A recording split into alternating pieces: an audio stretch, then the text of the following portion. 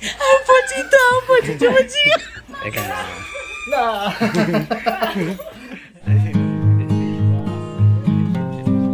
Beredar video petugas damkar membantu evakuasi ular yang berada di dalam rumah warga. Nyatanya, makhluk yang dievakuasi ternyata bukanlah ular, melainkan ular mainan.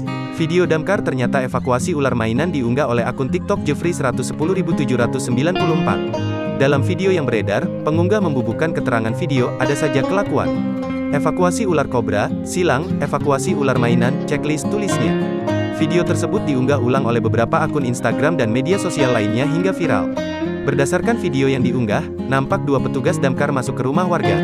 Diduga ular tersebut berada di bawah kolong ranjang warga tersebut. Diduga pula petugas damkar merupakan petugas dari Pemkot Surabaya. Hal tersebut dilihat dari seragam yang petugas kenakan. Dengan perlahan petugas menundukkan kepala untuk melihat makhluk tersebut. Saat itu mereka berseragam lengkap dan membawa peralatan. Tak disangka, ternyata ular yang dievakuasi adalah ular mainan dari karet. Alhasil petugas damkar tertawa melihat benda itu. Banyak warganet menanggapi video tersebut. Ada yang merasa kasihan, ada pula yang menanggapinya sebagai video yang lucu. Apa cerita apa coba cerita. Nah.